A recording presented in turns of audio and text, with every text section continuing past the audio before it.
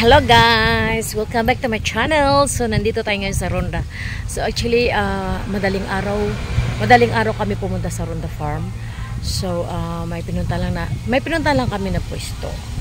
Tapos ayan, biyahe ulit kami ng pabalik.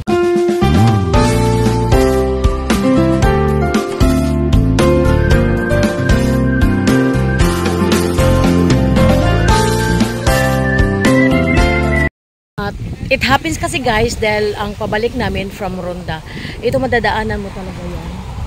Delicious Resto, yung mayroon silang dragon fruit farm. So pag nandito kami, pag nagagawi kami dito, talagang dadaan ako dito. Kasi kakain ako dito ng kanilang, masarap dito ang kanilang pagkain. At and of course ang kanilang dragon fruit shake. Talagang sarap, promises guys, ang sarap. So, nandun na sila si MPM, nag-antay na sa akin. So, ayan, as usual, andyan si Delicious Resto Cafe. Nandun sa loob ang kanilang dragon fruit farm. No? But this time is not season. Kaya, I don't think so na pwede kaming lumakad doon. So, dito muna tayo. Sa kanilang bahay kubo. Order kami ng 4 na dragon fruit juice. Shake pala yun, no? Shake. So, yun ang binabalik-balikan ko dito. And also, we order 1 clubhouse with cheese. Kasi talagang masarap siya guys. So ayun lang siya, along the road lang siya.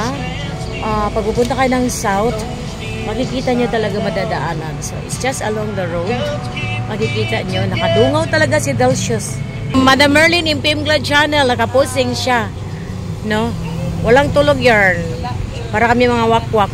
Bawi-bawi lang sila guys. Pag bumalik na ako ng Singapore, nadadama yan sila sa aking kawakwakan eh. Walang tamang tulog. Ayan, smile man na, ang imong tit itom. Ayan guys, ang aming dragon fruit shake. Diba? Mayroon din kaming clubhouse, sabi na balik-balikan. So, masarap ito guys, lalo sa mainit na panahon.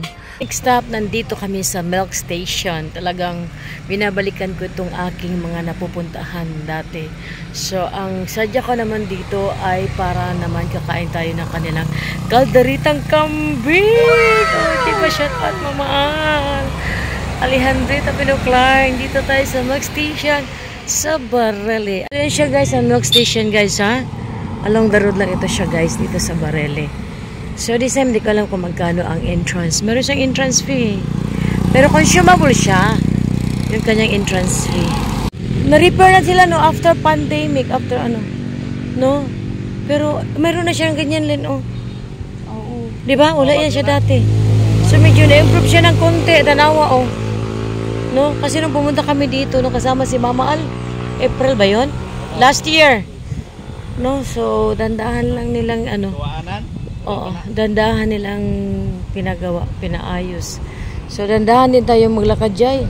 Kaya basta naman, mu'mu na naman tayo. Let's go. Magdahanan ay hinahina lang, pero dili naman kay siya noon kabatuan, dili. Hindi katulad dati ba, no? So, okay na alin, no? Naayos na yung kanilang dahanan. Ito yata nagsasalita ng batignaong. Dito pa rin yung kanilang mga bird, pero inarrange na nila no, ibang lugar na. Yeah, malaking pinagbago na naman. Pero maganda kasi nung pumunta tayo umaga, no? Okay, so ayan. Pasok tayo dito guys kasi ayan, oh. Ay, ang galing ni Peacock, oh. Nagpa-sunbathing. Ayan. Dito. Ayan na sila si Peacock. Peacock! Ano dito color ay? Siya mo tabi ka di.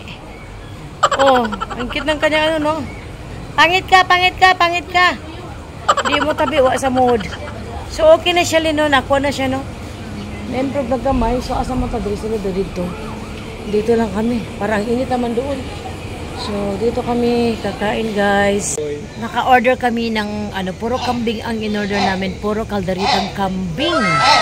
Tapos yung drink naman nila, ay kaingoy nyo oh. Order ng cow's milk.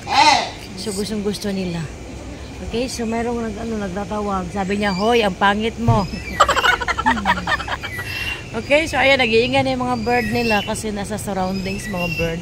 Saka sa unahan, okay, nabuhay na yung mga flowers nila no kasi yung last pumunta kami dito, Kawawa kasi nadaanan ng bagyong Udit. Pero hindi magandang ilakad doon kasi sobrang init. Hindi ka naman mag-enjoy pag maglalakad doon na nakapayong. Ayan na guys, ang pinakamasarap na kalderitang kambing. So ito lang kakainin natin guys kasi hindi ako magra-rice. So 4 orders ang in-order ko kasi 4 kami. Ayan oh, nakakalaway.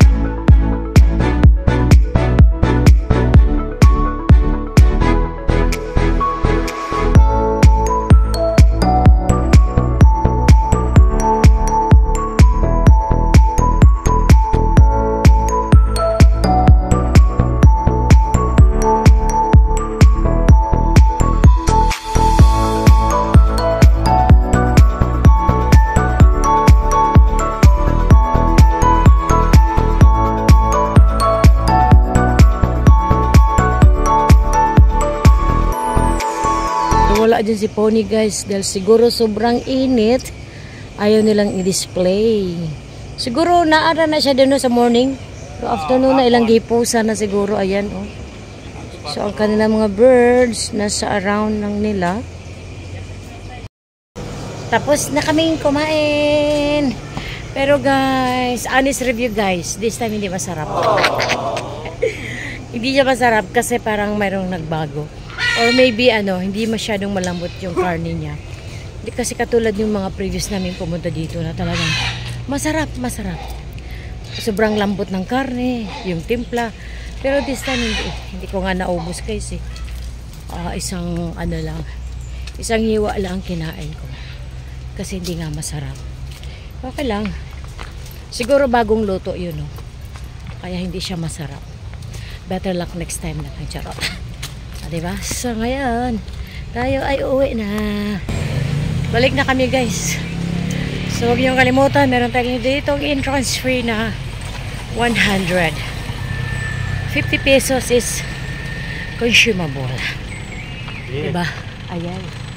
Salamat mo na okay, thank you. Yeah, so tawid lang kami kasi nakaparking yung aming sasakyan. Uwi na kami guys. Thank you for watching guys. Bye for now. Hinihingal ako. Bye bye.